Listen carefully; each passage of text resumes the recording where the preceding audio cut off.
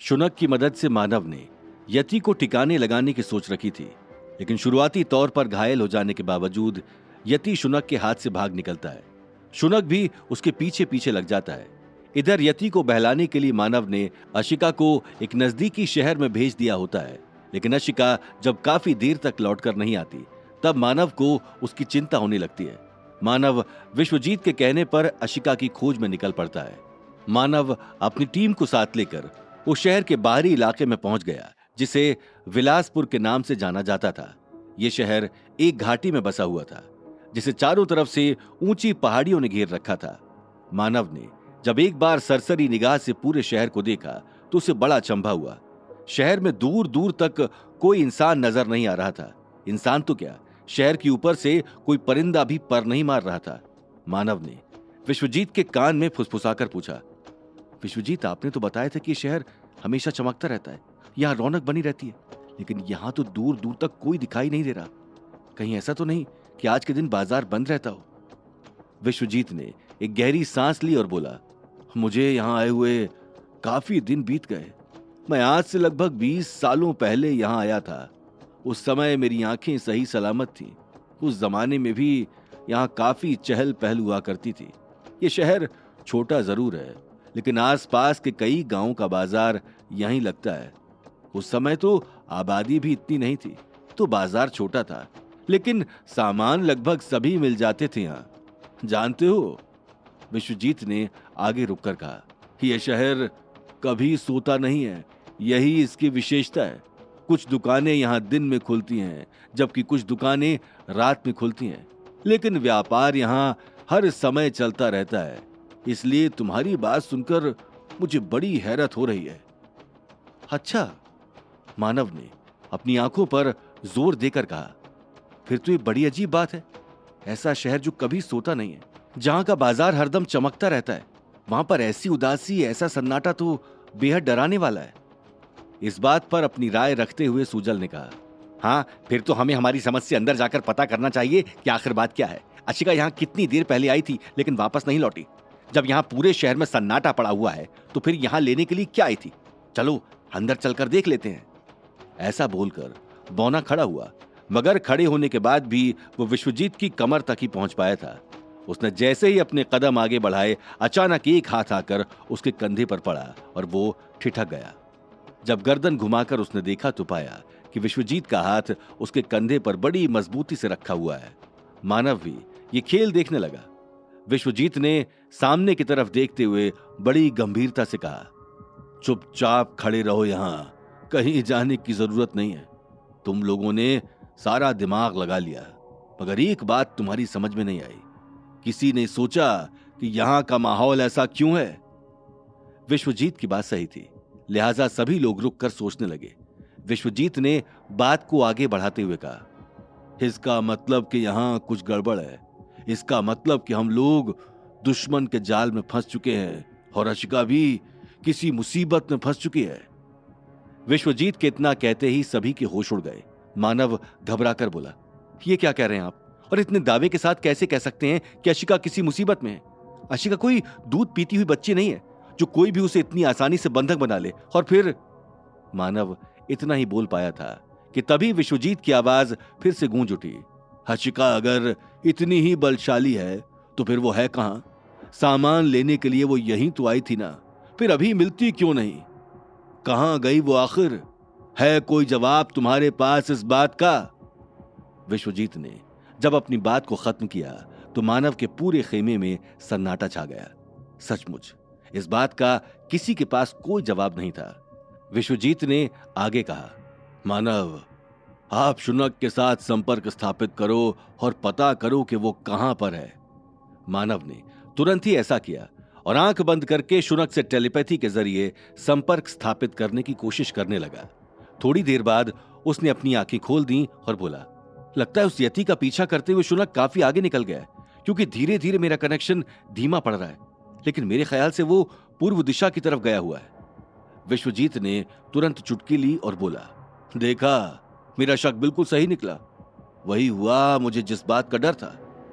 मानव के माथे पर बल पड़ गए। विश्वजीत ने हाथों के इशारे से सभी को समझाना शुरू किया, शुनक और अशिका दोनों अब हमारी पकड़ में नहीं है। नागदल यहां से बहुत दूर नहीं है और ये सब उसी नागदल का किया धरा है। अब मैं बताता हूं कि हुआ क्या होगा। कहकर विश्वजीत ने एक लंबी सांस ली और बोलने लगा। नागदल की एक योद्धा, वो लड़की हमारी पकड़ से निकल भागी, लेकिन वो भागकर सीधा नागदल नहीं गई होगी, बल्कि जाने से पहले उसने वो काम किया होगा जिसके लिए उसे भेजा गया था। यति हमारे पास अचानक नहीं पहुंचा था मानव, उसे जानबूझकर वहां लाया गया था। इस बार सूजल ने चौंक कर कहा, क्या? लेकिन कैसे? विश्वजीत बोला, काली ने जानबूझकर पहले यति को हमारे पीछे लगा दिया और हम सभी लोग यति में उलझ गए। काली जानती थी कि यति से जीत पाना हमारे लिए मुश्किल होगा। यति को बहलाने के लिए किसी न किसी को बाजार में भेजना हमारी मजबूरी थी, लेकिन हमारा दुर्भाग्य हुआ कि ये काम हमने अशिका को सौंप दिया। अशिका अकेले ही चल पड़ी, और वो चाहे कितनी भी शक्तिशाली क्यों ना हो, अकेले पूरी सेना का मुकाबला नहीं कर सकती है। दूसरी बात, शुनक को अपने पीछे लगाकर यति बहुत आगे निकल गया। यति को शायद ये भी नहीं मालूम कि उसका इस्तेमाल किया जा रहा है। मानव ने तुरंत अपना सिर पकड़ लिया और बोला, ओ, ये बात मेरे दिमाग में क्यों नहीं आई? लेकिन अशिका को बंदी बनाकर उन्हें मिलेगा क्या? नागौरी की असली दुश्मनी तो मुझसे है ना। विश्वजीत के पास हमेशा की तरह इस बात का भी जवाब था। वो बोला, ये मत भूलो मानव कि अशिका अश्वघोष की बेटी और अश्वदल की राजकुमारी है। नागौरी बहुत बड़ा नीच और मक्कार है और अब अशिका उसके कब्जे में है। वो अशिका के साथ कुछ भी कर सकता है। और फिर राजनीति कहती है कि दुश्मन का दोस्त दुश्मन ही होता है। अशिका तुम्हारे साथ है, इसका मतलब ये कि पूरा अश्वदल तुम्हारे साथ है। अश्वघोष ने तो नागौरी के साथ अघोषित दुश्मनी कर ली है, अब इसका फल तो उसे भुगतना ही पड़ेगा। नहीं, मानव ने गरज कर कहा और अपनी जगह से उठकर एक चट्टान पर खड़ा हो गया। उसने अपनी तलवार निकाली और हवा में लहराते हुए बोला, अशिका मेरी जिम्मेदारी है और मेरे होते हुए उसे कुछ नहीं होगा।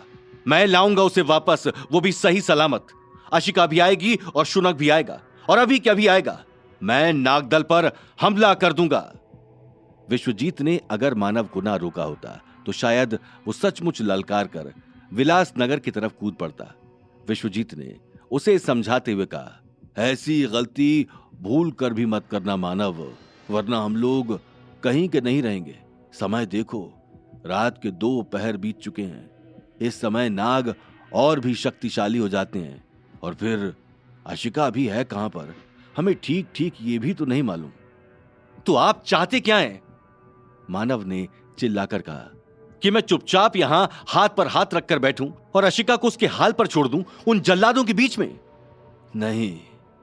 विश्वजीत ने अनुमान से उसके कंधे पर हाथ रखा और उसे समझाने लगा, मैं कह रहा हूं कि जोश में होश नहीं खोना चाहिए। तुम गुस्से में कोई कदम मत उठाओ। अशिका हमारी साथी है, उसकी रक्षा करना हम सभी का कर्तव्य है। युद्ध में कूदने से पहले हमेशा अपनी और दुश्मन की स्थिति का आकलन कर लेना चाहिए। हमारे पास अभी ना तो सेना है और ना ही हथियार, इसलिए पहले हमें किसी दल के साथ समझौता करके उन्हें अपनी तरफ मिला लेना चाहिए। मेरे ख्याल से अश्वदल इस समय हमारा एकमात्र साथी है। अशिका के बारे में जानने के बाद अश्वघोष तुरंत हमारी मदद के लिए निकल पड़ेंगे। विश्वजीत की बात को ध्यान से सुनने और समझने के बाद मानव को एहसास हुआ कि जल्दबाजी में उठाया गया कदम भारी पड़ सकता है। वो एक बार फिर नीचे उतर आया और बोला, हाँ, बात तो आपकी ठीक है, लेकिन मैं अश्वदल से समझौता नहीं कर सकता हूं। आप जानते हैं कि इसका आगे क्या प्रभाव पड़ेगा। विश्वजीत अपनी लंबी दाढ़ी पर हाथ फेरते हुए बोले, हाँ, तुम्हारी बात सही है। हम संधि या सहायता नहीं मांग सकते हैं, लेकिन अगर हम अश्वघोष को संदेश दे दें कि नागदल ने अशिका को उठा लिया है, तो वो अपनी बेटी को बचाने खुद ही आएगा। कम से कम अशिका की जान तो बच जाएगी। मानव कुछ सोचते हुए बोला, लेकिन अश्वदल में संदेश भेजेंगे कैसे? सुबह होने पर कुछ सोचा भी जा सकता है। 1 मिनट। अचानक मानव की आंखों में चमक आ गई। उसने आशा भरी निगाहों से सूजल की तरफ देखा। सूजल ने जब मानव को अपनी तरफ देखते हुए पाया, तब वो भड़क गया और बोला, यार नहीं, मेरी तरफ तो देखना भी मत। अब मैं कहीं नहीं जाने वाला, तुम पहले ही मुझे बहुत थका चुके हो। मानव ने बड़े प्यार से उसकी गर्दन पर हाथ फेरते हुए कहा, सुजल ऐसे मत कहो, ये काम तुम्हें ही करना होगा, वरना तुम खुद सोचो, तुम्हारे सिवा और कौन है यहां पर जो ये कर सके। मैं तो जा नहीं सकता, और फिर मैं तुम्हें कोई अकेला थोड़ी भेज रहा हूं। विश्वजीत को भी मैं तुम्हारे साथ भेजे दे रहा हूं। ये आंखों से देख तो नहीं सकते, लेकिन इनका अनुभव तुम्हारे काम आएगा। ये जाएंगे तुम्हारे साथ। वृकोदर कभी सूजल तो कभी मानव का मुंह देख रहा था। सूजल की काफी नान नुकुर के बावजूद मानव ने उसे समझा बुझाकर राजी कर लिया। सूजल ने पहले विश्वजीत को सहारा देकर वृकोदर के ऊपर बिठाया और फिर खुद भी कूदकर ऊपर बैठ गया। रात के अंधेरे में अपने पंखों को परवाज देता हुआ वृकोदर थोड़ी ही देर में आकाश में गुम हो गया। पूरब में सूरज की लाली आसमान को रंगीन कर रही थी। पिछले 3 घंटे से मानव अपने बाकी बच्चे साथियों के साथ मदद आने का इंतजार कर रहा था। शहर से दूर यहां झाड़ियों के बीच बैठना मुश्किल हो गया था। मानव ने एक मच्छर को अपने शरीर से उड़ाते हुए कहा, शुनक से भी अब मेरा संपर्क लगभग टूट गया है, और अशिका का भी अब तक कुछ अता पता नहीं चला। वृकोदर और सूजल को गए भी काफी समय बीत गया, लेकिन अभी तक कोई खबर नहीं मिल सकी। मुझे लगता है कि यहां बैठे रहने से कुछ नहीं होने वाला। अब मुझे खुद शहर के अंदर जाकर पता करना होगा कि बात क्या है। आखिर कोई तो होगा यहां पर, सबके सब एक साथ कैसे जा सकते हैं। मानव इतना बोलकर उठ खड़ा हुआ। उसने सचान को अपने कंधे पर बिठाया और फिर पहाड़ी के रास्ते टटोलता हुआ नीचे उतरने लगा। घाटी में बसे होने के कारण शहर में अभी तक अच्छा खासा अंधेरा था। कहीं कहीं किसी घर में रोशनी हो रही थी जिसने रास्ते को रोशन कर रखा था। इसके अलावा वहां कोई भी इंसान नजर नहीं आ रहा था। मानव बड़ी सफाई से आगे बढ़ रहा था, लेकिन अचानक उसके कदम ठिठक गए। उसने देखा कि सामने से अंधेरे को चीरते हुए 3 इंसानी आकृतियां बढ़ती चली आ रही हैं। मानव अपने आप में बड़बड़ाया, अरे ये कौन लोग हैं जो सामने से चले आ रहे हैं? अभी तक तो यहां कोई नजर नहीं आ रहा था। पूरे बाजार में सन्नाटा पड़ा था। फिर ये लोग कौन हैं और सीधा इधर क्यों चले आ रहे हैं? मानव को ज्यादा लंबा इंतजार नहीं करना पड़ा। जल्द ही पर्दा हट गया और वो तीनों शख्स मानव के बिल्कुल नजदीक चले आए। नागदल के राजा नागौरी को मानव खूब अच्छी तरह से पहचानता था। नागौरी अपनी तलवार लिए हुए बीच में चल रहा था, जबकि उसके अगल बगल में उसके 2 अंगरक्षक चल रहे थे। दोनों ही सैनिक अस्त्र शस्त्र से पूरी तरह सुसज्जित थे और उनके चेहरे पर वीरता झलक रही थी। नागौरी अपने सैनिकों के साथ आकर मानव से कुछ दूरी पर खड़ा हो गया। उसके चेहरे पर एक कुटिल मुस्कान थी, जिसका साफ साफ मतलब था कि वो मानव को पसंद नहीं करता था। नागौरी असल में शुरू से ही मानव को पसंद नहीं करता था।